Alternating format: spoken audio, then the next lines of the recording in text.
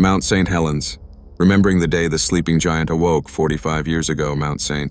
Helens stood silent for over a century in Washington's Cascade Range, but that all changed 45 years ago when the sleeping giant woke up and erupted into Pacific Northwest history.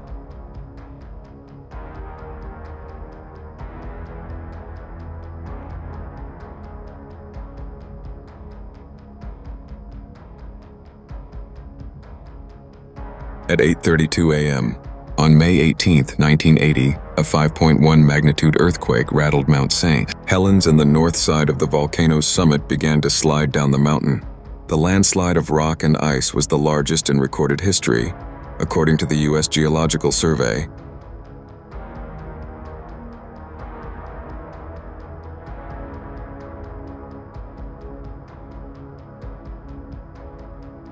The landslide removed Mount St. Helens' northern flank and part of the cryptodome inside the mountain, causing the volcano to depressurize and erupt. The mountain went from 9,677 to 8,964 feet tall in moments, and the smoke plume climbed 60,000 feet in the air, visible from satellites in orbit around the Earth. 57 people were killed, making it the deadliest eruption in U.S. history. The blast sent an estimated 3.2 billion tons of ash 15 miles into the sky, covering roofs and streets around the region, and caused more than $1 billion in damage. The debris from the eruption covered more than 24 miles and damaged miles of property.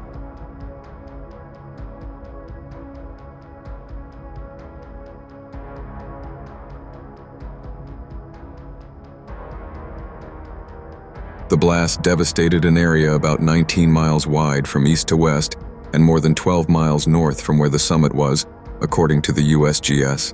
Virtually no trees remained of what was once dense forest. In the inner zone extending about 6 miles from the summit, the USGS said, just beyond the area, all standing trees were blown to the ground, and the remaining trees in the blast's outer limits were thoroughly seared. Harry R. Truman, the owner and caretaker for the Mount St. Helens Lodge at Spirit Lake, was among the 57 people who died. Truman is now legendary for refusing to leave the lodge in the days leading up to the eruption.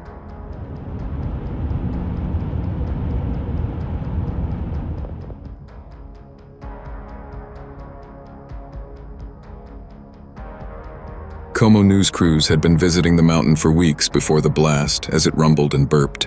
After it blew, Como news crews went as close to St. Helens as they could. But one man with a camera didn't go to the mountain after it erupted. He was already there, in the middle of it all. Como news photographer Dave Crockett was caught in the eruption of Mount St. Helens.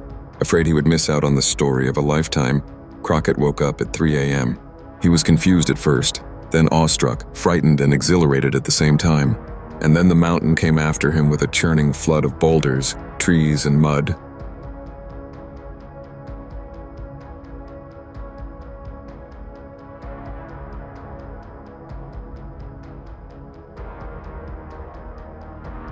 There was a wild race through the valley, Crockett in his news car against a 30-foot wall of death, but there was no outrunning it, so he turned up an old logging road. There was one spot in the whole valley that wasn't destroyed. It was the spot where Crockett's news car came to a stop. By now, the sky above the Mercury Monarch was a furious, seething vision of rage. Crockett left a note on the hood of the car and took off on foot.